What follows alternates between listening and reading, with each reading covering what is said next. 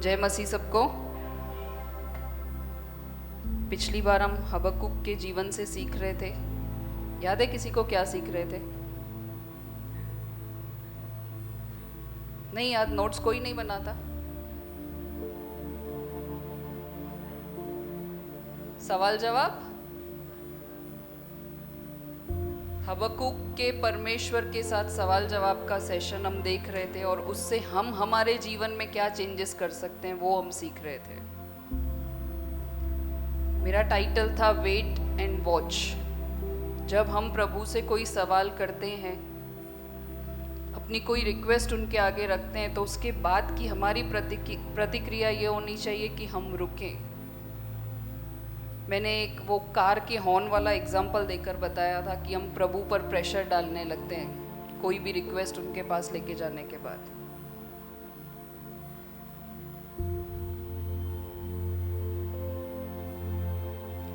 हबक्कुक जब परमेश्वर से कहता है कि प्रभु तेरी कोई भी बात मुझे समझ नहीं आ रही है, वो सवाल पूछता है, परमेश्वर उसके अनुसार उसको उत्तर देता है।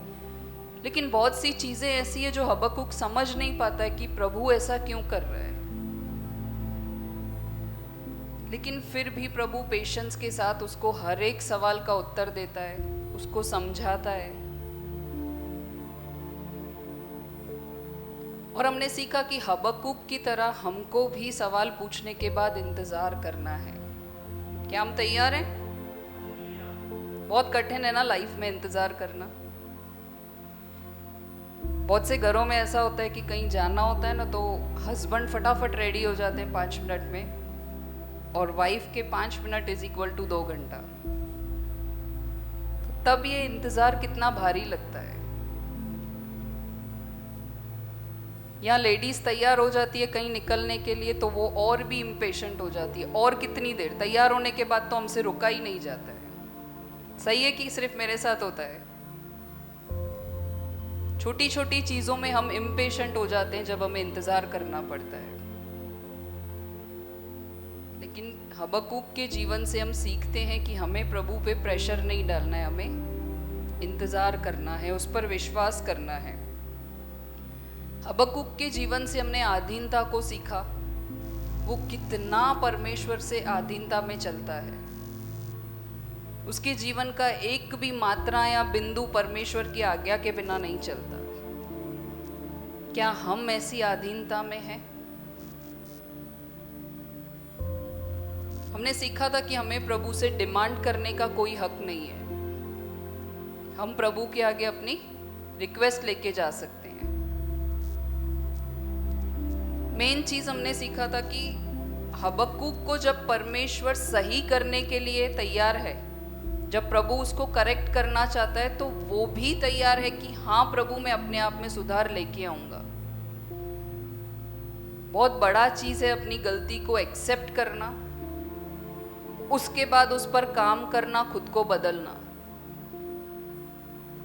तो क्या हम सीखते हैं हबक्कुक के जीवन से कि प्रभु मैं तैयार हूं, मुझे करेक्ट कर, मुझे बदल।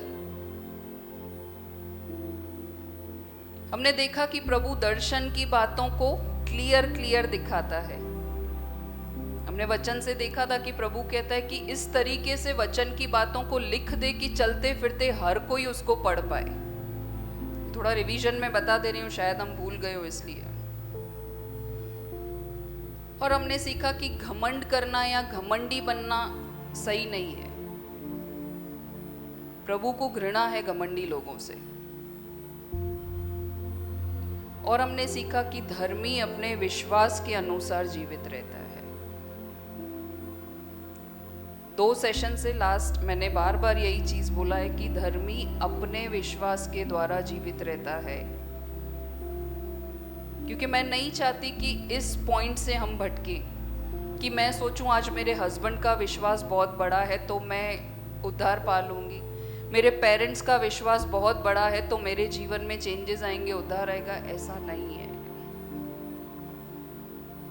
नोट नहीं किया है तो हमें नोट कर लेना है इस वचन को कि धर्मी अपने विश्वास के द्वारा जीवित रहेगा। हमने 4 वचन तक हबक्कुक के जीवन से सीखा था। आज हम 5वें वचन से सीखेंगे। हम 5वां वचन पढ़ेंगे, चैप्टर 2 हबक्कुक का और वर्स 5।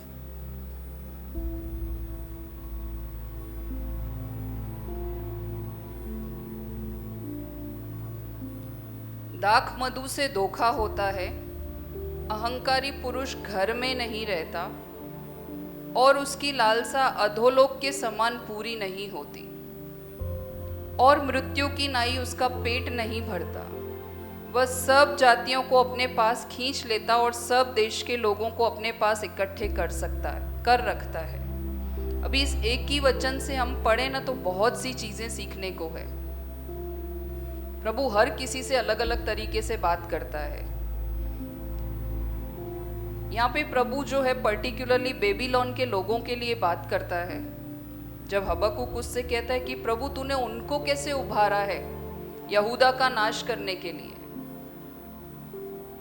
प्रभु क्या कहता है यहाँ पे कि अहंकारी मनुष्य की लालसा कभी पूरी नहीं होती।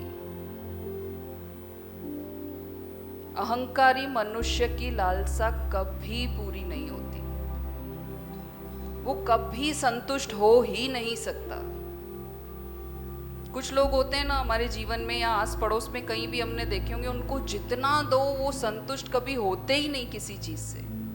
और ऐसा नहीं है कि यहाँ पे लालसा सिर्फ पैसे की है, बहुत सी चीजों की लालसा होती है लोगों को।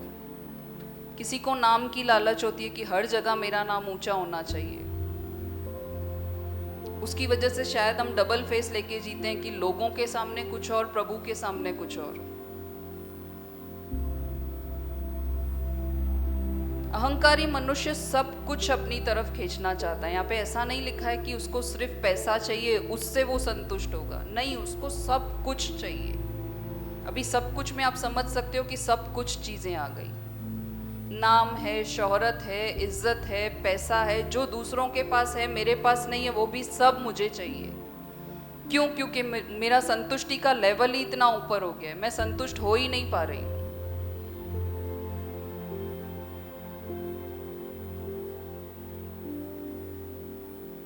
लेकिन यहाँ फिर से वही चीज प्रभु कहता है जो मैं भूलना नहीं चाहती कि धर्मी मनुष्य अपने विश्वास के द्वारा जीवित रहेगा। हम सब कुछ पालेंगे जीवन में, लेकिन अगर प्रभु ने हमें धर्मी घोषित नहीं किया है तो ये सारी चीजें व्यर्थ है, कोई मतलब ही नहीं है इन चीजों का। अहंकारी मनुष्य सब कुछ अपनी तरफ खींचना चाहता है, सब कुछ। प्रभु बेबीलोन के विषय में और निंदा करता है यहाँ पे। सिर्फ इतना ही नहीं है, 8वें वचन में हम देखेंगे प्रभु क्या कहता है, और क्या तू उनसे लूटा न जाएगा। अभी 5वां वचन जो है वहां पे प्रभु क्या कह रहा है कि वो कभी संतुष्ट नहीं होता। वो बात हो रही है बेबीलोन के लोगों की, वहां के राज्य की, वहां के राजा की, कि उन्होंने सब राज्यों से, सब जगहों से सब कुछ लूट लिया है, लेकिन वो संतुष्ट नहीं हो रहे हैं। प्रभु क्या कहता है, और क्या तू उनसे लूटा न जाएगा। तूने बहुत सी जातियों को लूट लिया है, सो सब बचे हुए लोग तुझे भी लूट लेंगे। इसका मतलब प्रभु न्याय करता है, वो हर एक चीज को देखता है। वो कहता है उन लोगों से, उन राजाओं से कि तुमने सब कुछ ले लिया फिर भी तुम संतुष्ट नहीं हो रहे हो, तो क्या मैं न्याय नहीं करूंगा? मैं नहीं देख रहा क्या ये सब चीजें? बचे हुए लोग तुझे भी लूट लेंगे।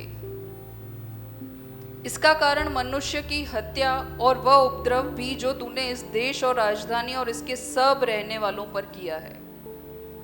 बेबीलोन के राजा ने, वहां के लोगों ने सिर्फ लूटपाट नहीं की थी, उन्होंने हत्याएं की, लोगों को बिल्कुल बर्बाद कर दिया, तहस नहस मचा दिया था यहूदा में। तो प्रभु कहता है कि क्या तू लूटा न जाएगा।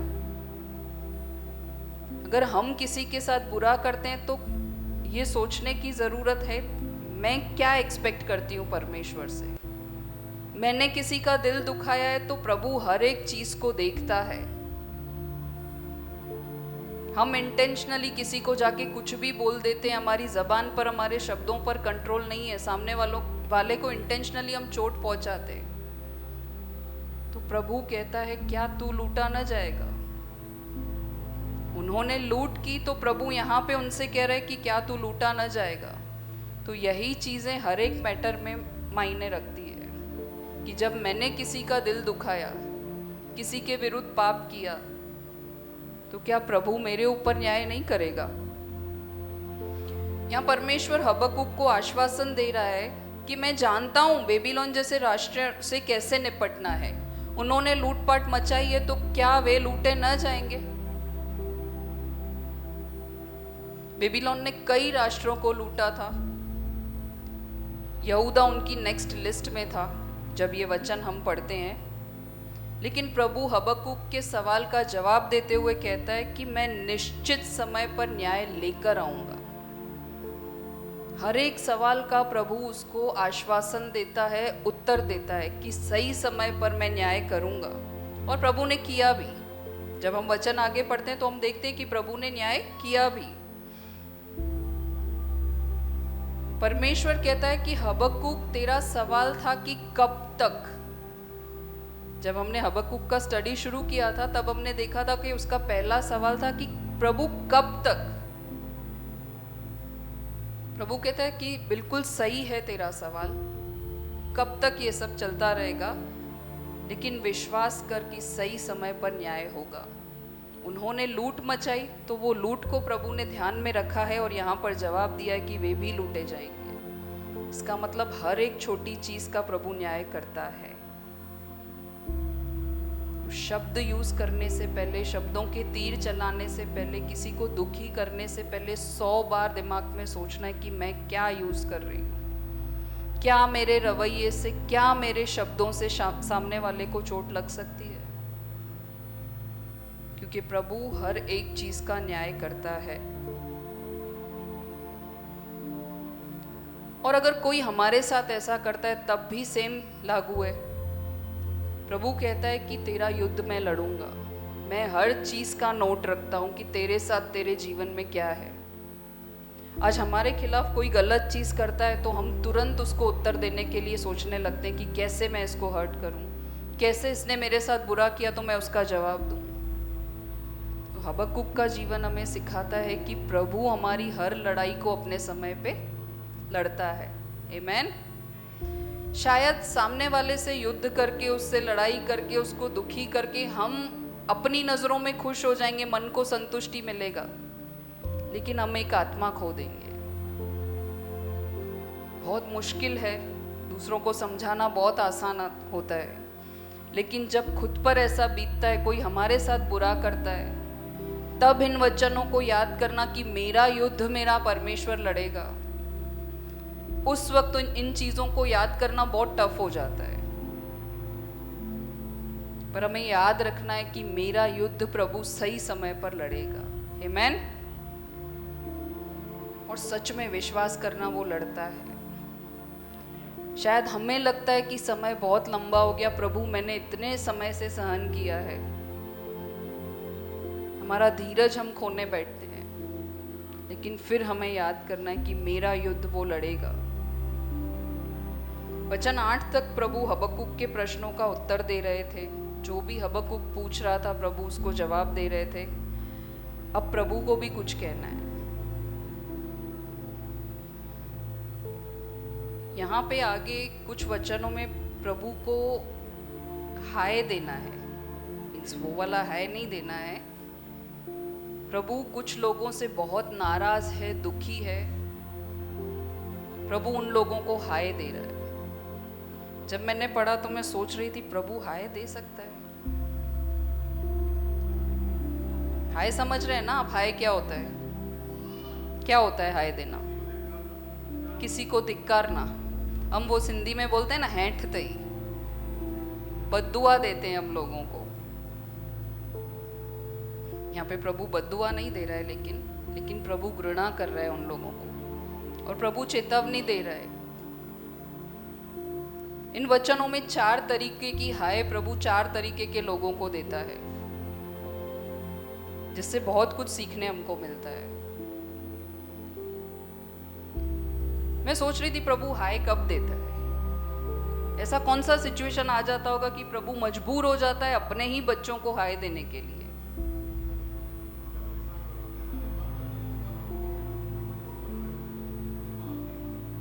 बिल्कुल सही। जब प्रभु के प्रति हम ईमानदार नहीं होते, कठोर बने रहते हैं।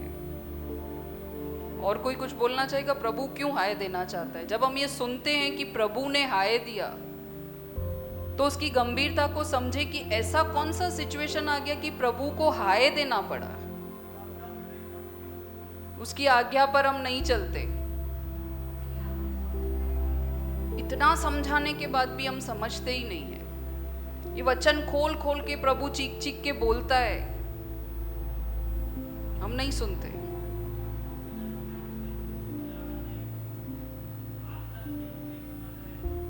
बहुत बड़ी बात है, उसके क्रूस को हमने कभी समझा ही नहीं।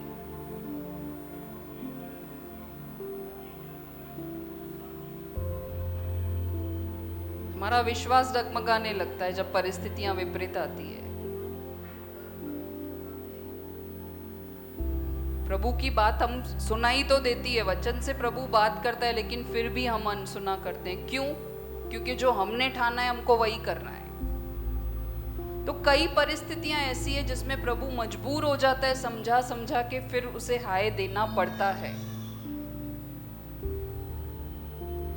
तो बी केयरफुल, हमारे जीवन में हम ऐसे ना बने कि प्रभु मजबूर हो जाए कि मैं थक गया, अब मुझे हाय देना पड़ेगा। हम देखते हैं प्रभु क्यों हाय देता है। हम एक बार वचन पढ़ लेंगे 9, 10, 11।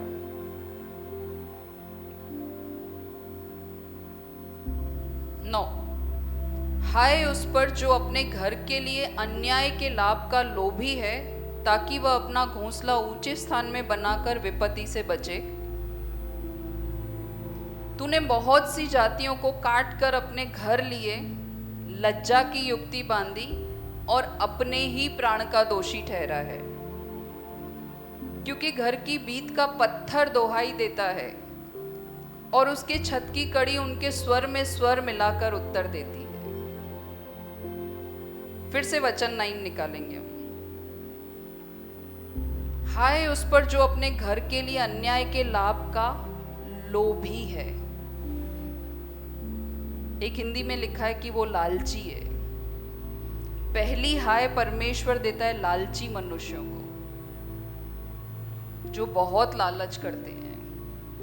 मेरा मेरा मेरा, सब मुझे चाहिए। पड़ोसी के पास ये कार है, मेरे पास नहीं है। उसके पास ये ब्रांड की चीजें हैं, मेरे पास नहीं है। लालच। इसके पास ये है, मेरे पास वो नहीं है। मेरा तो सब मुझे चाहिए ही, पर उसका भी सब मुझे चाहिए। पहली हाय परमेश्वर लालची मनुष्यों को देता है। मनुष्य का शायद स्वभाव ही ऐसा है कि हर चीज में उसको प्राथमिकता चाहिए। मुझे बेस्ट चाहिए, सबसे बेस्ट मेरे पास होना चाहिए। अगर यही रवैया हमारा शायद वचन के प्रति हो कि सबसे बेस्ट वचन मेरे को आना चाहिए, तो कितना अच्छा। तब हमारा लालच कहाँ जाता है। वचन में हमको स्वार्थी नहीं बनना है। आपको आता है, आप अपने पास वचन रखो, आप उसमें बढ़ो। मुझे इसमें लालच नहीं चाहिए। करो ना लालच। प्रभु कहता है हाय लालच करने वालों पर। कौन सी लालच? मटीरियलिस्टिक चीजों की जो लालच हम करते हैं, चीज वस्तुओं की लालच जो हम करते हैं। लालची मनुष्य हमेशा खुद को अव्वल रखता है। यहाँ पे क्या लिखा था कि अपना घोंसला उसको ऊंचे स्थान पर बनाना है। दैट मीन्स कि मुझे सबसे बेस्ट चाहिए। मेरी संपत्ति, मेरा बैंक बैलेंस, मेरा ज्वेलरी, सब कुछ मेरे पास बढ़ते जाना चाहिए। मेरा नाम, मेरी शोहरत, मेरी इज्जत, सब कुछ मेरे पास बढ़ते रहना चाहिए। प्रभु कहता है लालची मनुष्यों पर हाय।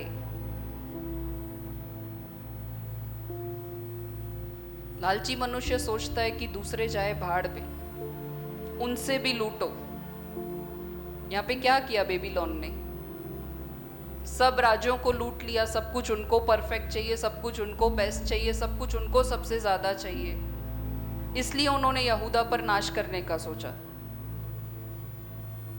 एक ऐसा ही दृष्टांत हमने मैं पढ़ नहीं रही हूँ अभी, लालची आदमी का हमने लूका 12 में भी देखा है, जो पृथ्वी पर के लिए बहुत सारा धन इकट्ठा करता है। प्रभु कहता है अगर तेरे प्राण आज रात को ही ले लिए जाएंगे तो तू इन सब चीजों का क्या करेगा?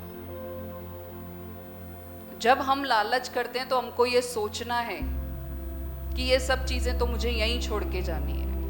मुझे लालच करना है तो इस वचन का करना है, मुझे लालच करना है तो मुझे उस अनंत जीवन का करना है।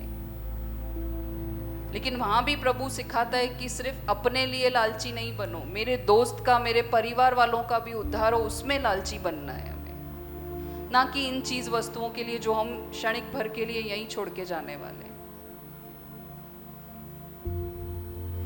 और जो लालची मनुष्य है उनके लिए प्रभु क्या कहता है कि वो अपने ही प्राण का दोषी ठहरेगा। वचन 11 हम पढ़ते हैं। वचन 11 में प्रभु कहता है कि लालची इंसान जो है वो भले बड़े बड़े बंगले बना लेगा, कुछ भी कर लेगा, लेकिन फिर भी उसके घर की दीवारें, उसकी घर की दीवारें, उसका ईंट का पत्थर, हर कोई चीज, यानी उसके घर का एक एक कोना जो है वो भी संतुष्ट नहीं है। यानी यहाँ पे प्रभु कहना चाह रहा है कि तुम इन चीजों से संतुष्ट नहीं हो सकते। ये चीजें क्षणिक भर की खुशी देती है, लेकिन आनंद उस परमेश्वर के साथ है। आमेन। बहुत बार हमने सीखा है खुशी और आनंद में बहुत फर्क है। खुशी क्षण भर की होती है और आनंद परमेश्वर के साथ अनंत है। तो प्रभु कहता है कि उनके घर की छतें, उनके घर की दीवारें कुछ भी संतुष्ट नहीं है। जो पैसे लूट लूट के, जो बिना हक के हैं, उनसे बनाई हुई चीजों से इंसान कभी खुश नहीं रह सकता। और यहां भी हबक्कुक के जीवन से हम सीखते हैं कि जब हमें विश्वास है उस परमेश्वर पर, तो हमारे हक का प्रभु कभी और किसी को नहीं देगा। तो फिर ये लूट क्यों? हमें मेहनत कर कर प्रभु पर भरोसा करना है,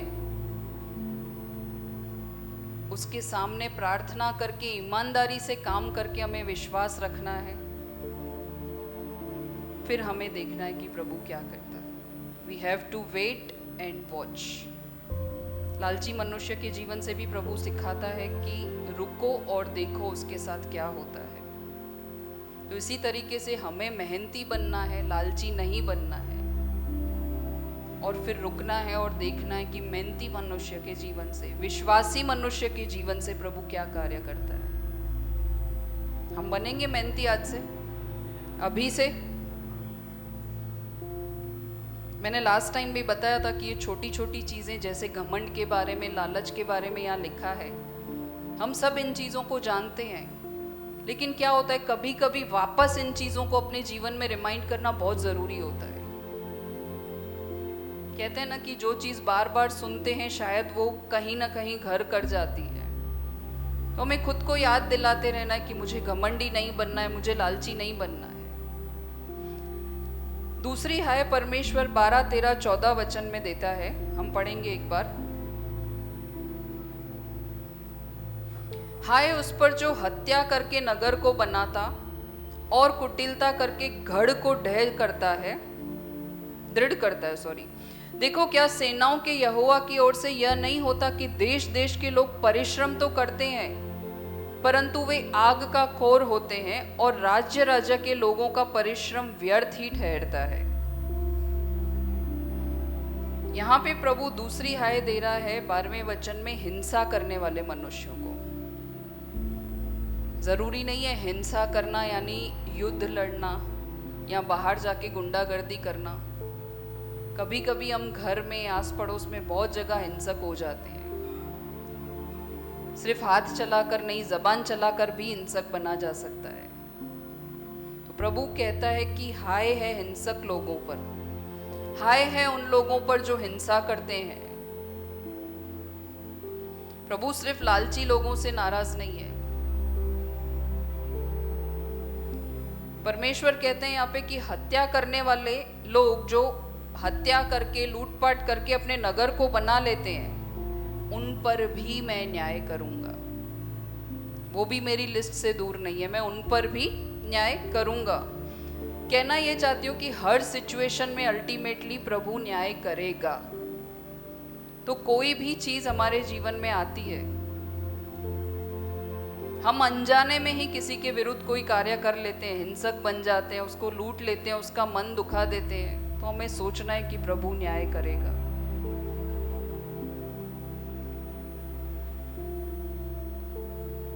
और जो दृढ़ता से, विश्वास से, सच्चाई से उसके वचन को थामे, उसके वचन को बांधे चलता है, प्रभु उसकी टीम में। सिंपल है, कुछ कॉम्प्लिकेटेड है इसमें। हम प्रभु की आज्ञाओं पर चलते हैं तो प्रभु हमारी टीम में है। यहाँ पे प्रभु घृणा करता है हिंसा करने वाले लोगों से। वचन 14 जब मैंने पढ़ा ना, मुझे बहुत अच्छा लगा।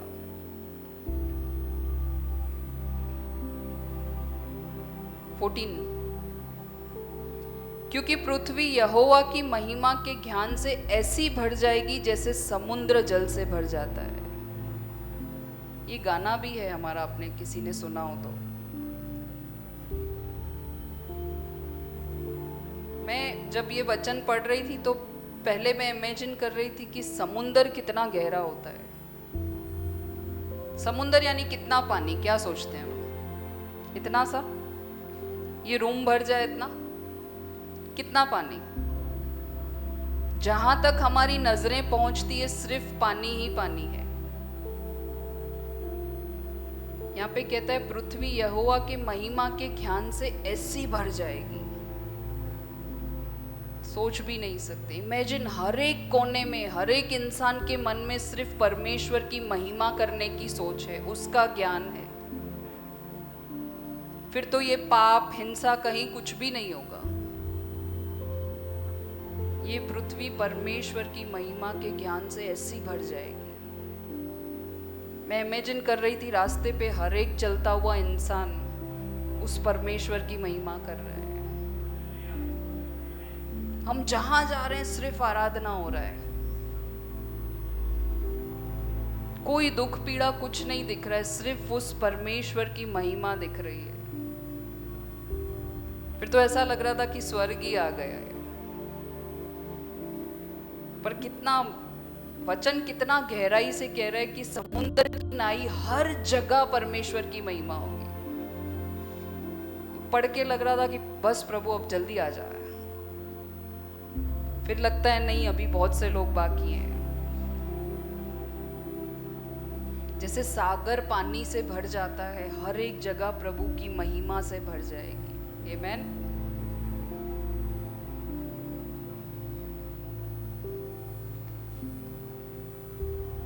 और यहाँ पे प्रभु कहता है कि इन हिंसक मनुष्यों को पश्चाताप की आवश्यकता है। बहुत जरूरी है हिंसा करने वाले लोगों को। ये सिर्फ बेबीलोन के लोगों को नहीं कह रहा है प्रभु, हर एक हिंसा करने वाले मनुष्यों को। मैंने बोला कि अगर हम शब्दों के बाण चलाते हैं तो वो भी एक तरीके का हिंसा है। प्रभु कहता है ऐसे हिंसक लोगों पर हाय है। तीसरी हाय यहाँ पर 15, 16 और 17 वचन में परमेश्वर देते हैं। पहली हाय कौन सी थी? लालची मनुष्यों के लिए। दूसरी हाय हिंसा करने वाले मनुष्यों पे। यहाँ पे तीसरी हाय हम पढ़ते हैं 15 वचन में, हाय उस पर जो अपने पड़ोसी को मदिरा पिलाता है और उसमें विष मिलाकर उसको मतवाला कर देता है कि उसको नंगा देखे।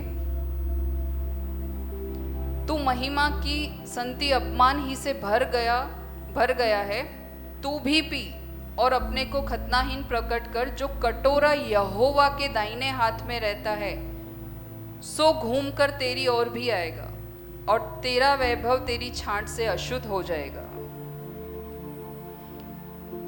क्योंकि लाबानोन ने तेरा किया हुआ उपद्रव और वहां के पशुओं पर तेरा किया हुआ उत्पात, जिनसे वे भयभीत हो गए थे, तुझी पर आ पड़ेगा। आपने देखा हर वचन में प्रभु यही कहता है कि जो तुमने किया है वो वापस तुमको लौटा के ही देने वाला हूं। आगे के वचनों में भी प्रभु ने कहा कि उन्होंने लूट किए तो क्या वो बच जाएंगे? यहाँ पे भी प्रभु क्या कह रहा है कि वो तुझी पर आ पड़ेगा।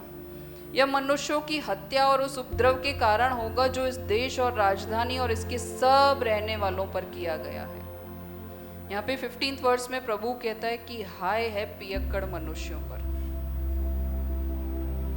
उनके लिए प्रभु हाय कहता है।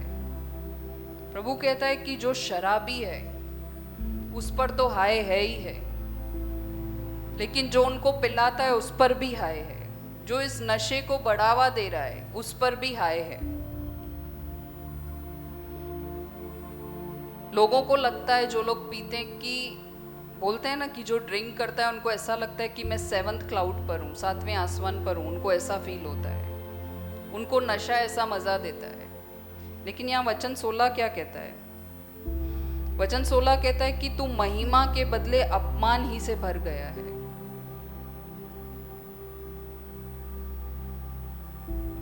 और कोई भी नशा हो, यहाँ पे तो प्रभु ने पर्टिकुलरली पियक्कड़ लोग मेंशन किया है, तो इसका मतलब ये नहीं है कि सिर्फ पियक्कड़ लोगों के लिए ही है। जो लोग ड्रग्स लेते हैं, नशा करते हैं, स्मोक करते हैं, बहुत सारी आदतों के बारे में यहाँ पे कह रहे हैं। यहाँ पे पौलुस जो कहता है वो कहता है कि इफिशियंस 5 में पौलुस कहता है कि नशा करना है ना तो पवित्र आत्मा का करो। क्या लिखा था वचन में? वहाँ पे इफिशियंस 5 में लिखा था कि दाखरस से मतवाले न बनो, क्योंकि इससे लुचपन होता है, पर आत्मा से परिपूर्ण हो जाओ। मतवाला बनना है, नशा करना है, तो उस पवित्र आत्मा का नशा करो। उस पवित्र आत्मा में मतवाले बनो। मस्त होना है तो उस पवित्र आत्मा में मस्त हो जाओ। और ड्रिंक करने वालों को तो बार बार ड्रिंक करना पड़ता है, तब नशा चढ़ता है। लेकिन जिंदगी में अगर एक बार पवित्र आत्मा का नशा आ गया ना, तो वो जिंदगी भर रहेगा, और वो अच्छा नशा है। और नशा करने से प्रभु कहता है कि सब चीजों की बर्बादी है। हमने देखा है कि कोई नशा करता और वो आबाद हो गया हो। पैसे की बर्बादी, समय की बर्बादी, रिश्तों की बर्बादी, परिवार की बर्बादी, दिमाग की बर्बादी, दिल की बर्बादी, हर चीज की बर्बादी है। और जो नशा करते हैं ना, उनके अलावा उनके आसपास वाले सबको दिखती है बर्बादी, सिर्फ नशा करने वालों को नहीं दिखती है। पौलुस कहता है कि नशा करना है तो आत्मा का नशा करो, उसमें मत वाले हो जाओ। और यहाँ मैं पढ़ रही थी तो मैं समझ रही थी कि खाली पियक्कड़ों पे हाय नहीं है, यहाँ पे प्रभु आज की जनरेशन का जो नशा है, सोशल मीडिया का नशा। घंटों घंटों आजकल सब लोग स्क्रॉल, गेम्स खेलना, ये भी एक नशा है। इसमें भी सेम बर्बादी है, पैसे की, समय की, रिश्तों की, दिमाग की, दिल की, हर चीज की बर्बादी। ये ट्रेंडिंग नशा है आजकल।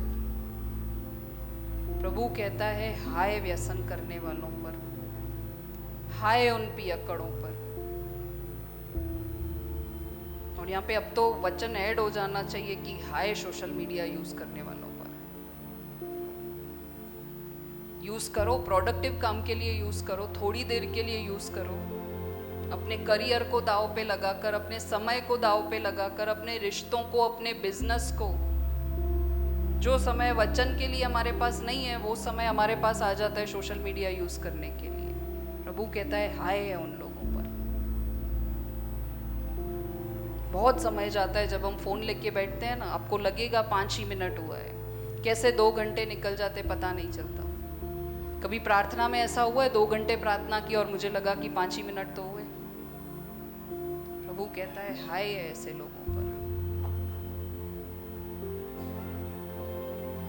16वें वचन में प्रभु कहता है कि जो कटोरा यहोवा के दाहिने हाथ में रहता है वह घूमकर तेरी ओर भी जाएगा। ये कटोरा न्याय का कटोरा है। मैंने बताया हर वचन में प्रभु कहता है जो तुम करते हो लौट कर तुम्हारे पास आएगा। तो ये मत सोचना किसी को दुखी करके, उसके साथ गलत करके हमारे साथ सब अच्छा होगा। प्रभु कहता है कि वो कटोरा लौट कर तुम्हारे पास आएगा। हर एक उस चीज का न्याय परमेश्वर करेगा। मैं डरा नहीं रही हूं, पर डरना जरूरी है। गलत करने से डरना जरूरी है। और मसीह लोग, प्रभु में रहने वाले लोग ही अगर इस डर में नहीं जिएंगे तो कैसे चलेगा? हमारे ऊपर तो आशा टिकी है परमेश्वर की, हमें तो बहुत सुधर कर संभल कर चलने की जरूरत है। ये सही है कि हमारे सारे पाप परमेश्वर ने ले लिए, हमारा उद्धार हो गया है। दैट डजंट मीन कि हमको लाइसेंस मिल गया है कि हर एक पाप हम कर सकते हैं। प्रभु कहता है हाय है ऐसे लोगों पर। 18, 19, 20 वचन में चौथे तरीके के लोगों को प्रभु हाय देते हैं। खुदी हुई मूरत में क्या लाभ देखकर बनाने वाले ने उसे खोदा है, फिर झूठ सिखाने वाली और ढली हुई मूरत में क्या लाभ देखकर ढालने वाले ने उस पर इतना भरोसा रखा है कि न बोलने वाली और निकम्मी मूरत बनाए, न बोलने वाली और निकम्मी मूरत बनाए। नेक्स्ट, हाय उस पर जो काट से कहता है जाग, वाह बोल पत्थर से उठ। क्या वह सिखाएगा? क्वेश्चन मार्क लिखा है, लगाया है वहां पे। क्या वह सिखाएगा? काट की खुदी हुई चीजें, पत्थर से बनी हुई चीजें, प्रभु कहता है वो तुमको क्या सिखाएगी? देखो वह सोने चांदी में मड़ा हुआ है, परंतु उसमें आत्मा नहीं है, वो जिंदा नहीं है। हमारा परमेश्वर जिंदा है, आमेन। वो जिंदा खुदा है।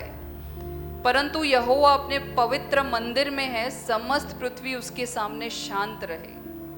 बहुत गहरी बातें लिखी है इन वचन में। प्रभु कहता है चौथी हाय उन चीजों पर है जो निर्जीव चीजों को, जो सृष्टि को परमेश्वर का स्थान देती।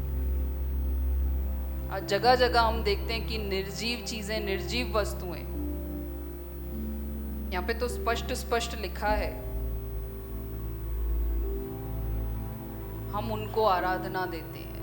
प्रभु कहता है हाय ऐसे लोगों पर। जो स्थान उस परम प्रधान परमेश्वर का है, हमने तुच्छ निर्जीव वस्तुओं में दे दिया है। और कितना क्लियर प्रभु कह रहा है कि उसमें आत्मा नहीं है। आज मैं इस कुर्सी के सामने जाके दुआ कर रही हूँ, मांग रही हूँ, तो मुझे इतना बुद्धि होना चाहिए कि वो नॉन लिविंग है, उसमें आत्मा नहीं है। लेकिन मेरा खुदा, मेरा परमेश्वर, वो जिंदा खुदा है। प्रभु कहता है हाय ऐसे लोगों पर। सबसे बड़ा हाय मुझे ये लगा, लालची इंसान, हिंसक, पियक्कड़, इन सब तो ठीक था, पर प्रभु कहता है कि मेरा स्थान तुमने किसी को भी दे दिया। किसी भी निर्जीव वस्तु को, किसी भी सृष्टि की चीजों को तुमने मेरा स्थान दे दिया। और करते क्या है लोग? उनको परमेश्वर का स्थान दे दिया, फिर हम हमारी जिंदगी अपने तरीके से जीते हैं। कहाँ है परमेश्वर का इन्वॉल्वमेंट हमारी लाइफ में? चलते चलते हम उनको बोल देते हैं कि तुमने हमारे दर्शन कर लिए। मैंने पहले भी ये बात बोली है, निर्जीव वस्तुओं को हमने परमेश्वर का स्थान दे दिया है। और कितना स्पष्टता से प्रभु ने यहाँ पे लिखा है। ऐसा तो नहीं है कि कुछ हमें ढूंढना पड़ेगा कहीं से, या कुछ नहीं समझ में आए वचन, ऐसा है। बिल्कुल स्पष्ट शब्दों का यूज यहाँ पे प्रभु ने किया है वचनों में, कि बच्चा भी पढ़े तो भी समझ जाए कि परमेश्वर का स्थान, उस जिंदा खुदा का स्थान कोई भी नहीं ले सकता।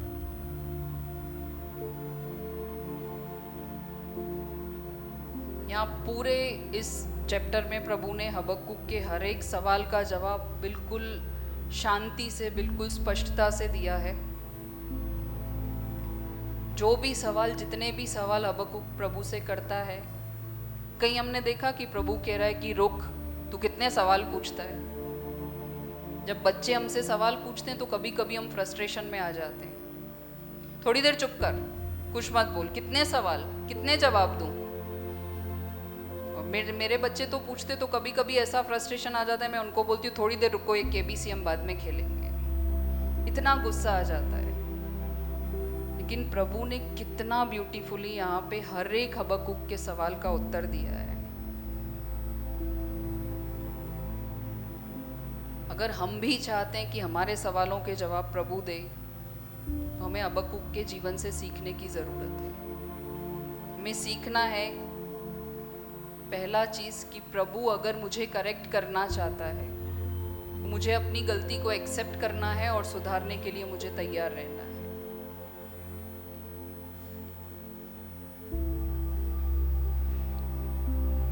दूसरा चीज़, हबक्कुक के साथ साथ उसके जीवन के प्रभु ने हमें 4 तरीके की हाय बताई। हमें वो हाय नहीं लेनी है। प्रभु चाहता है कि हम घमंडी ना बने, हम लालची ना बने, हम हिंसक ना बने, हम नशा करने वाले ना बने, और हम उसका स्थान किसी सृष्टि की किसी चीज़ वस्तुओं को ना दें। हम तैयार हैं ये सब करने के लिए? तैयार हैं? और हबक्कुक के जीवन से हम ये भी सीखते हैं कि हर एक प्रार्थना के बाद हमें रुकना है और इंतज़ार करना है। वो जवाब देता है, वो कभी नहीं थकता हमारे सवालों के जवाब देते देते। आप पूछो ना, परमेश्वर को तो अच्छा लगता है कि मेरे बच्चे आए और मुझसे सवाल पूछें, मुझसे बातें करें। वो आतुर है जवाब देने के लिए, वो कभी नहीं थकता है। पर हमारे पास समय नहीं है क्योंकि हम थक जाते हैं। हमें हमारे जीवन को इन छोटी छोटी चीज़ों में बदलना है। हमें दुआ करके रुकना है और परमेश्वर के उत्तर का इंतज़ार करना है। आइए हम दुआ करते हैं। प्रभु जी, हम तेरे सम्मुख आते हैं। प्रभु जी, अपने मनों में कई सवाल लेके आते हैं परमेश्वर, और हम चाहते हैं प्रभु जी कि तू उनका उत्तर दे परमेश्वर। शायद हम पहले इम्पेशेंट थे प्रभु जी, लेकिन तेरे वचन से सीखने के बाद प्रभु जी हम तेरे जवाब का इंतजार करेंगे परमेश्वर। तेरे वचन से हमने सीखा परमेश्वर कि तू सही समय पर, तू नियमित समय पर हमारे सवालों के उत्तर देता है परमेश्वर। तू थकता नहीं परमेश्वर हमारे सवालों के जवाब देते। तू थकता नहीं हमें हर एक छोटी छोटी चीज़ को समझाते समझाते परमेश्वर, क्योंकि तू हमसे प्यार करता है परमेश्वर। हमें हबक्कुक जैसा अधीनता में रहना सिखा परमेश्वर, तेरे अधीन बने परमेश्वर। मदद करना प्रभु जी, हम हमारे जीवन को बदल पाए पिता। मदद करना पिता, दया करना परमेश्वर। हमारी प्रार्थना तेरे चरणों में अर्पण करते हैं पिता, यीशु मसीह के नाम से मांगते हैं पिता, आमीन।